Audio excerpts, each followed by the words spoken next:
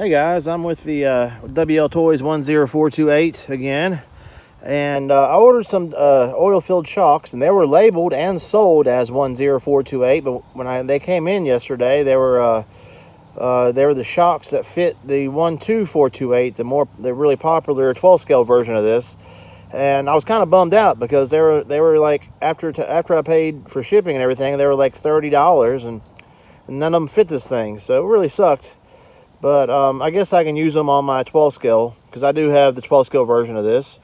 But I did manage to get oil-filled shocks, and these are the ones that came on my Everest 10, my Red Cat Everest 10. And they're almost exactly the same length. They're a little bit longer, and I countered that by this RC has two different shock mounting points, one higher than the other. I put it on the highest one, so actually it's sitting right where it was pretty much stock. Has the same stance now, but now it's got oil shocks and it's way less bouncy. It's so much more smoother. And I notice, like, when I jump it, instead of it trying to go like face first, it always likes to nose plant because the rear end was so bouncy. Now it kind of levels out. It jumps nice and smooth. But I got it in first gear right now.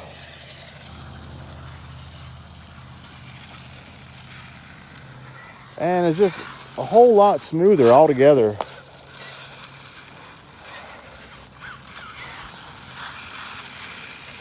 Now the front is still the regular shocks, those cantilever shocks. And they're not that bad.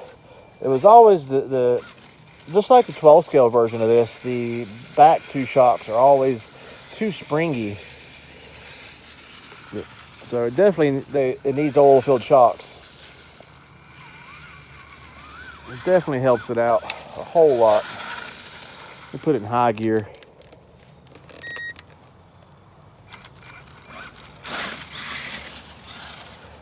There we go. Let's see if I can get this on this ramp, steering with one hand. That's a fail.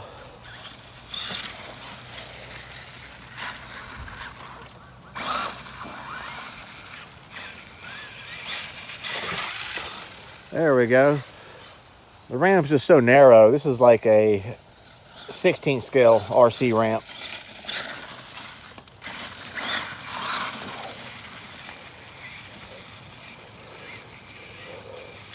And even though I got a thumbstick on this, it's hard to reach. It's way out there.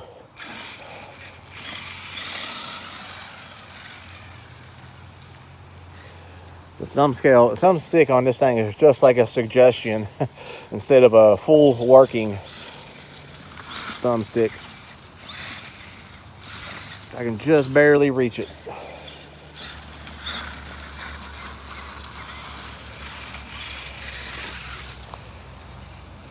But now it jumps my sticks here better too. Like every time I would jump it before, it would just the rear end would bounce so much that it would just nose plant. And now it's just like it launches up in the air nice.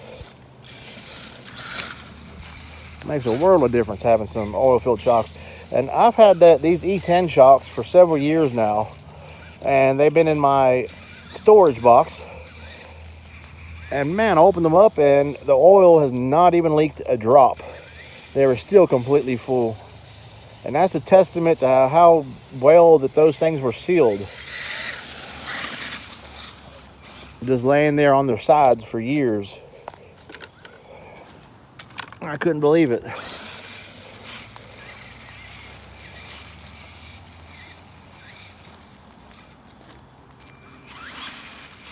They do need I need to put the clips on them to put a little bit of tension against the spring. If you guys have an Everest 10 or remember how those shocks were, you had to put those pins on them, those clips. They don't have a screw down tension, a spring tension. And I tell you, this RC is a beast. And it's a whole lot smoother now, man. It made a world of difference.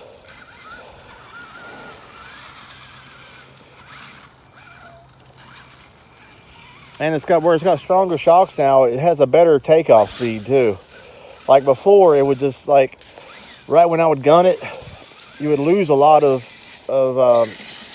lot of the high speed, the torque, because it would just sink right down and then take off. And now these shocks are a lot stronger, more supportive.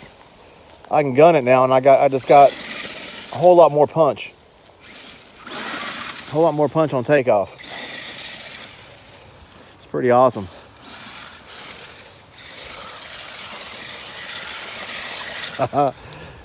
And for some reason, it's doing better donuts too.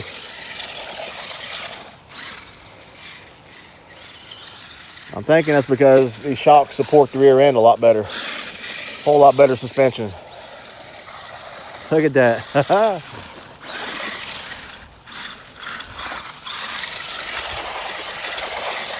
Yeah, this thing's a beast.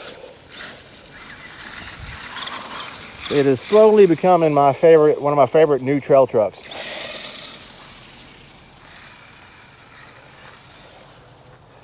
Oh, I flipped it. I turtled it. That's one thing it does less since I've changed these shocks, is it flips over less.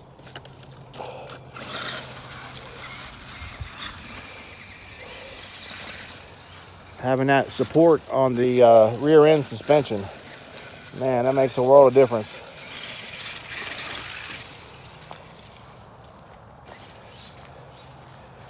And this thing, it just plows over debris and brush pretty good too.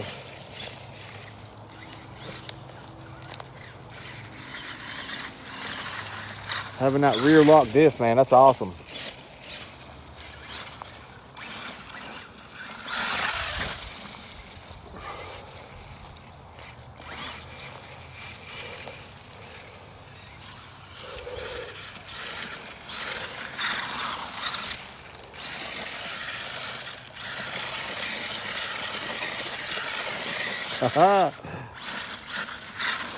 Yeah, it would not do that before. It would start to, and then it would just, I couldn't get the traction.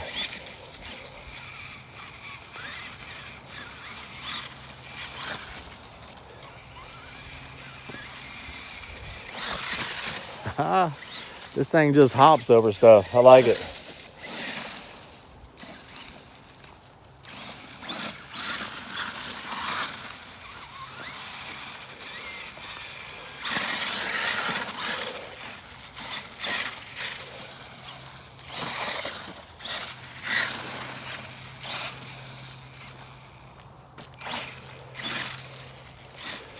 Let me put it in low gear. Drive over some brush down here.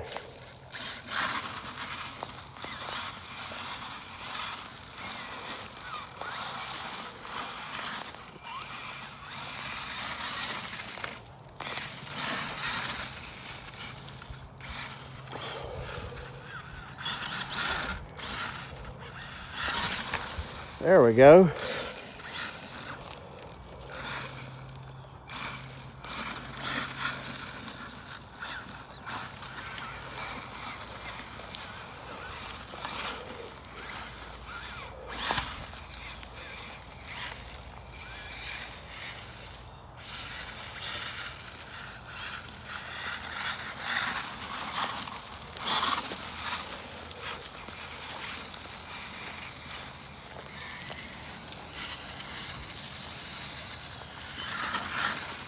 Very capable in rough areas.